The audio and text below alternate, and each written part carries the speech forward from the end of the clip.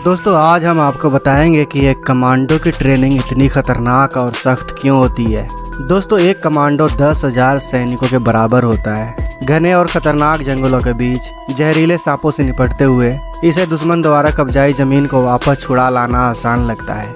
यही वजह है कि किसी भी देश की सुरक्षा ऐसे ही कमांडो के हाथों में होती है, जिन्हें हर देश अपनी सेना को फौलाद बनाने के लिए कड़ी से कड़ी ट्रेनिंग देता है। इन्हें जिस्मानी और जहनी तौर पर मजबूत बनाया जाता है। इनकी ट्रेनिंग देखकर तो आप सर से लेकर पाँव तक कांप जाएंगे। यकीन नहीं आता तो आप खुद देख लीजिए। और जब आप अंत में पाकिस्तान के कमांडो के बारे में जानेंगे तो आप चौंक जाएंगे। तो क्या वो हमसे ज़्यादा मजबूत है? आपको क्या लगता है? कमेंट बॉक्स में ज़रूर बताइएगा। Number 1, 36 hours stretch training camp. दोस्तों पैरा कमांडो का चयन सेना की अलग अलग रेजिमेंट से किया जाता है। इसके बाद इनकी ट्रेनिंग के लिए इनको पैरा कमांडो की ट्रेनिंग कैंप भेज दिया जाता है, जहां इन्हें 3 से 6 महीने तक सख्त बेसिक ट्रेनिंग दी जाती है।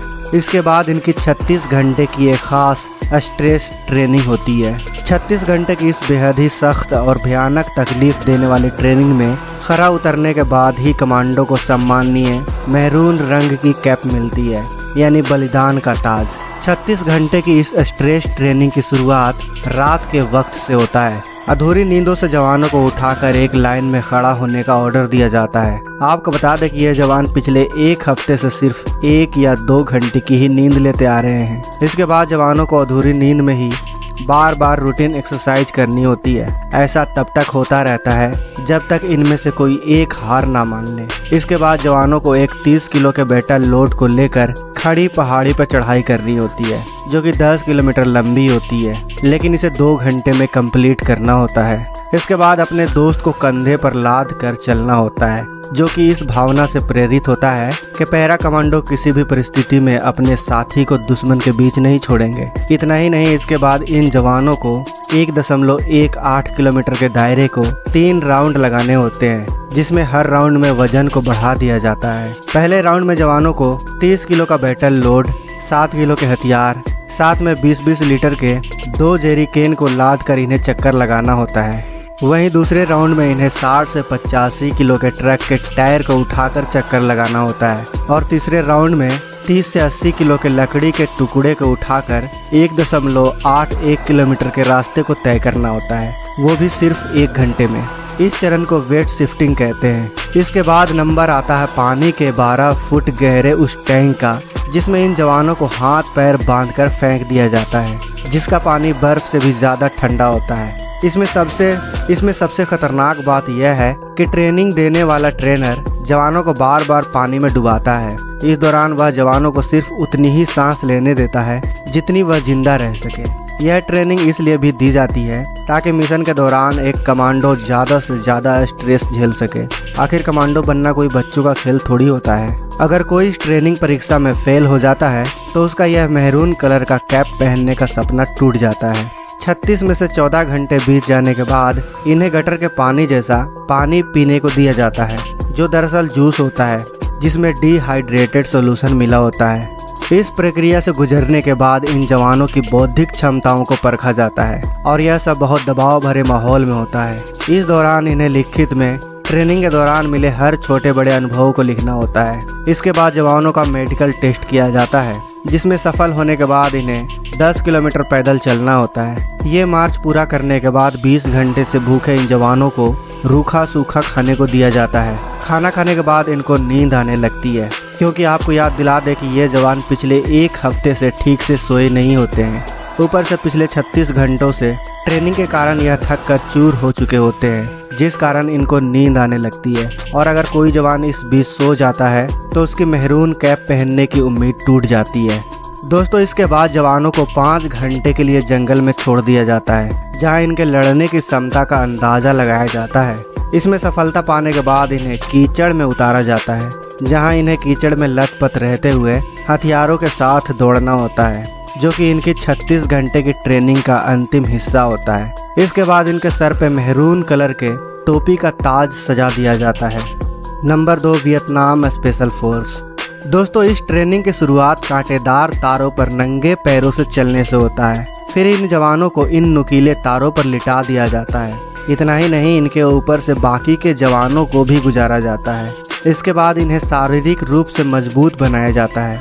इस दौरान इनके हाथ, पैर, कंधे पर पत्थर रखकर हथौड़े से तोड़ा जाता है। ट्रेनिंग के अन्य चरणों में जवानों को नुकीले कीलों पर नंगी पीठ के बल लिटा दिया जाता है और इनकी छाती पर एक बड़ा सा पत्थर रखकर उसे हथौड़े से तोड़ा जाता है, जिससे कई बार सैनिक घायल भी हो जाते हैं, लेकिन इनके मुंह से आह तक नहीं निकलती।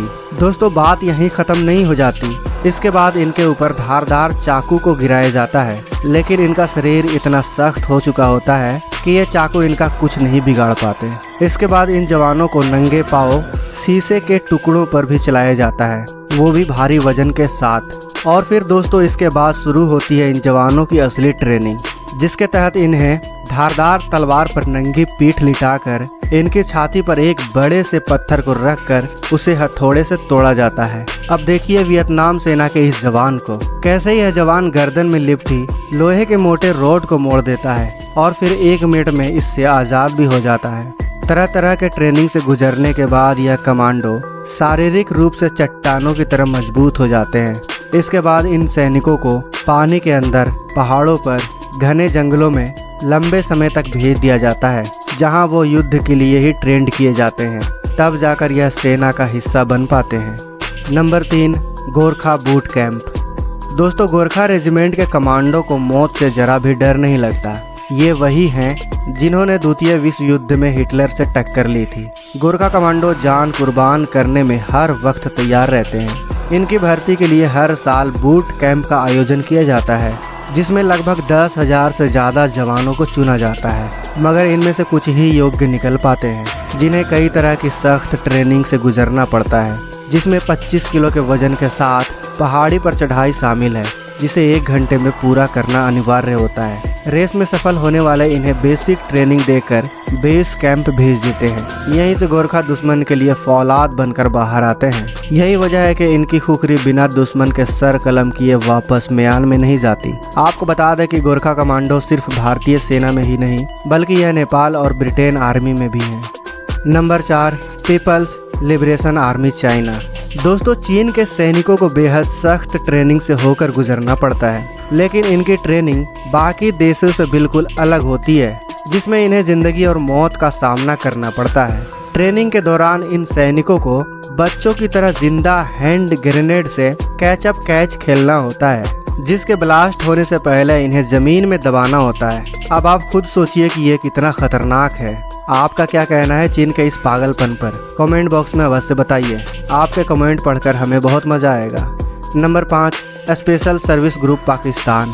दोस्तों, जंग के मैदान में हर बार भारत के हाथों शिकस्त पाने वाला पाकिस्तान भी अपने सैनिकों को सख्त ट्रेनिंग देता है। पाकिस्तान की स्पेशल सर्विस SSG अपने जवानों को ट्रेनिंग के दौरान हर वो ट्रेनिंग देता है जिससे वो सैनिक को फौलाद बना सके। ट्रेनिंग के शुरुआत में जवानों को 12 घंटे में 36 मील की दूरी तय करनी होती है और 50 मिनट में 20 मील की दूरी को दौड़कर पूरा करना होता है। इसके बाद इन्हें कई तरह के हथियार चलाना सिखाया जाता है। जब ये इसमें ट्रेंड हो जाते हैं, तब इन्हें पहाड़, नदी और जंगलों में भेज दिया जाता है, जहां ये अपने युद्ध कौशल को और मजबूत बनाते हैं। इसके अलावा इन्हें भूखा भी रखा जाता है, ताकि यह भूखे पेट भी दुश्मन से लोहा ले सके। दोस्तों, आपको इन सभी कमांडो की ट्रेनिंग में से सबसे खतरनाक ट्रेनिंग किसकी लगी? हमें कमेंट बॉक्स में अवश्य बताएं। साथ ही हमारे देश के इन जाबाज कमांडो के लिए वीडियो को लाइक और शेयर जरूर करें। मिलते हैं अगले वीडियो में। जय हिंद, जय भारत।